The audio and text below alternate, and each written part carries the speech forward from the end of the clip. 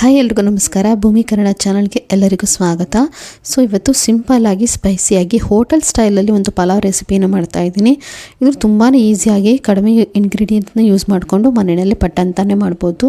So ಎಲ್ಲ ತರಕಾರಿ ಜೊತೆಗೆ ಕ್ಯಾಬೇಜ್ನ ಸೇರಿಸಿ ಪಲಾವ್ ರೆಸಿಪಿನ ಮಾಡ್ತಾಯಿದ್ದೀನಿ.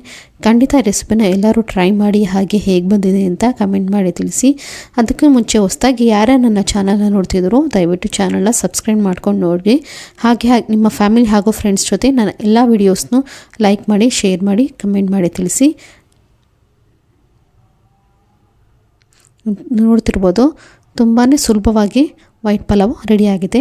ಸೊ ಈ ಪಲಾವ್ ಮಾಡೋದಕ್ಕೆ ನಾನು ಒಂದು ಕುಕ್ಕರ್ನ ಇಟ್ಕೊಂಡಿದ್ದೀನಿ. ಇದಕ್ಕೆ ಒಂದು 4ರಿಂದ 5 ಟೇಬಲ್ ಸ್ಪೂನಷ್ಟು ಎಣ್ಣೆನ ಹಾಕ್ಕೊಂಡಿದ್ದೀನಿ. ಸೊ ಎಣ್ಣೆ ಕಾದ್ಮೇಲೆ ಇಲ್ಲಿ ಡ್ರೈ ಸ್ಪೈಸಸ್ನ ಹಾಕ್ಕೊಳ್ತಾ ಇದ್ದೀನಿ. ಇಲ್ಲಿ ಪಲಾವ್ ಎಲೆ, ಮರಾಠಿ ಮೊಗ್ಗು ಹಾಗೂ ಒಂದು ಜಾಪತ್ರೆ ಇಟ್ಕೊಂಡಿದ್ದೀನಿ. ಹಾಗೆ 2 ಏಲಕ್ಕಿ, 1 ಕಪ್ ಏಲಕ್ಕಿನ ಇಟ್ಕೊಂಡಿದ್ದೀನಿ. ಹಾಗೆ ಸ್ವಲ್ಪ ಕಸೂರಿ ಮೆಥಿ, ಕಲ್ಲು ಹೂನ ಹಾಕ್ಕೊಳ್ತಾ ಇದ್ದೀನಿ. ಸೊ ಇಷ್ಟು ಡ್ರೈ ಸ್ಪೈಸಸ್ನ ಎಣ್ಣೆ ಕಾದ್ಮೇಲೆ ಹಾಕ್ಕೊಳ್ಳಿ. ಸೊ ಸ್ಪೈಸಸ್ ಎಲ್ಲ ಸ್ವಲ್ಪ ಫ್ರೈ ಆದಮೇಲೆ ಇದಕ್ಕೆ ನಾನು ಆನಿಯನ್ನ ತೊಗೊಳ್ತಾ ಇದ್ದೀನಿ. ನಾನಿಲ್ಲಿ 2 ಮೀಡಿಯಮ್ ಸೈಜ್ ಆನಿಯನ್ನ ತೊಗೊಂಡಿದ್ದೀನಿ. ಸೊ ಈರುಳ್ಳಿನ ಹಾಕಿ ಫ್ರೈ ಮಾಡ್ಕೊಳ್ಳಿ. ಇದು ಹಸಿ ವಾಸನೆ ಹೋಗೋವರೆಗೂ ಸ್ವಲ್ಪ ಕೆಂಪಗಾಗಬೇಕು, ಅಲ್ಲಿವರೆಗೂ ಈರುಳ್ಳಿನ ಫ್ರೈ ಮಾಡ್ಕೊಳ್ಳಿ. ನೆಕ್ಸ್ಟ್ ಇಲ್ಲಿ ಮಸಾಲೆ ರುಬ್ಕೊಳ್ಳೋದಕ್ಕೆ ನಾನಿಲ್ಲಿ ಬೆಳ್ಳುಳ್ಳಿನ ತೊಗೊಂಡಿದ್ದೀನಿ. ಹಾಗೆ ಒಂದು 4ರಿಂದ 5 ಇಂಚು ಶುಂಠಿ, 3-4 ಪೀಸು ಚಕ್ಕೆ, ಲವಂಗ ಹಾಗೂ 4 ಏಲಕ್ಕಿನ ತೊಗೊಂಡಿದ್ದೀನಿ. ಫಸ್ಟ್ ಇಷ್ಟನ್ನು ನಾವು ಒಂದು ಡ್ರೈ ಪೇಸ್ಟ್ ಮಾಡ್ಕೊಬರ್ಬೇಕಾಗತ್ತೆ. ನೋಡಿ ಇಲ್ಲಿ ಪೇಸ್ಟ್ ಮಾಡ್ಕೊಂಬಂದಿದ್ದೀನಿ. ಇದಕ್ಕೆ ಸ್ವಲ್ಪ ನೀರು ಹಾಕ್ತೆ ನೋಡಿ, ಈ ರೀತಿ ಪೇಸ್ಟ್ ಮಾಡ್ಕೊಂಡು ಬರಬೇಕಾಗತ್ತೆ. ಇದನ್ನು ನಾನು 1.5 ಟೇಬಲ್ ಸ್ಪೂನಷ್ಟು ಯೂಸ್ ಮಾಡ್ತಾಯಿದ್ದೀನಿ. ಸೊ ಈರುಳ್ಳಿ ಚೆನ್ನಾಗಿ ಫ್ರೈ ಆದಮೇಲೆ ಸೊ ಈ ಪೇಸ್ಟನ್ನು ಹಾಕ್ಕೊಂಡು ಹಸಿ ವಾಸನೆ ಹೋಗೋವರೆಗೂ ಚೆನ್ನಾಗಿ ಹುರ್ಕೊಳ್ಳಿ. ಸೊ ಇಷ್ಟು ಫ್ರೈ ಆಗಿದೆ. ಇದಕ್ಕೆ ನಾನು ಸ್ವಲ್ಪ ಪುದೀನ ಸಹ ಹಾಕ್ಕೊಳ್ತಾ ಇದ್ದೀನಿ. ಪುದೀನೂ ಅಷ್ಟೇ ಚೆನ್ನಾಗಿ ಫ್ರೈ ಆಗಬೇಕು. ಸೊ ಈ ರೀತಿ ಒಂದೊಂದೇ ಐಟಮ್ ಹಾಕ್ಕೊಂಡು ಚೆನ್ನಾಗಿ ಫ್ರೈ ಮಾಡ್ಕೊಳ್ಳಿ. ನಾನಿಲ್ಲಿ ವೆಜಿಟೇಬಲ್ಸ್ನ ಹಾಕ್ಕೊಳ್ತಾ ಇದ್ದೀನಿ.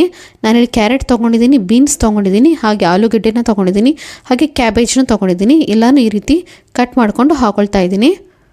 ನಿಮಗೆ ಯಾವ ಕ್ವಾಂಟಿಟಿಲಿ ಬೇಕೋ ಆ ಕ್ವಾಂಟಿಟಿಲಿ ನೀವು ವೆಜಿಟೇಬಲ್ಸ್ನ ತೊಗೋಬೋದು.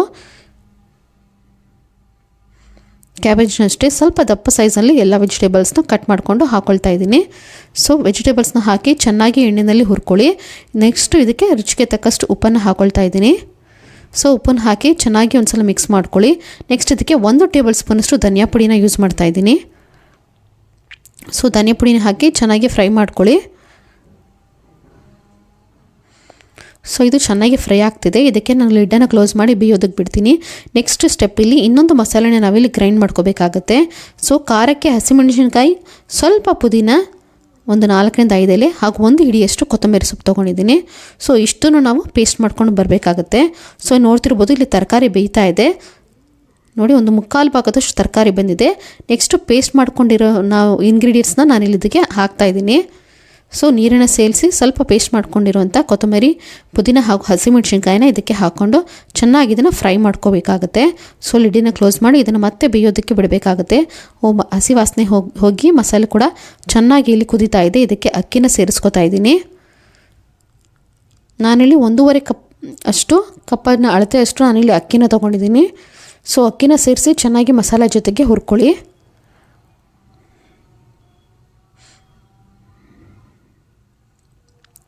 ಇದಕ್ಕೆ ನಾನು ಯಾವ ಕಪ್ಪಲ್ಲಿ ಅಳತೆ ತೊಗೊಂಡಿದ್ದೀನೋ ಅದರ 1.5 ಅಷ್ಟು ನಾನು ನೀರನ್ನು ಇಲ್ಲಿ ಸೇರಿಸ್ತಾ ಇದ್ದೀನಿ.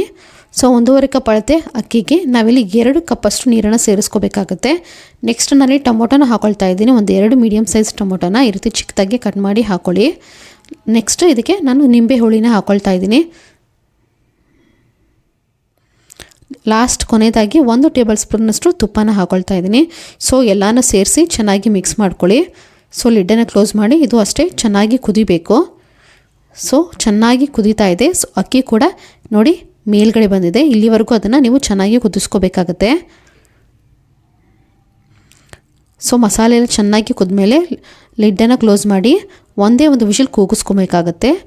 ಸೊ ನಾನಿಲ್ಲಿ 1 ವಿಷಲ್ ಕೂಗಿಸ್ಕೊಂಡಿದ್ದೀನಿ. ನೋಡ್ತಿರ್ಬೋದು ಎಷ್ಟು ಚೆನ್ನಾಗಿ ಪಲಾವ್ ರೆಡಿಯಾಗಿದೆ ಅಂತ.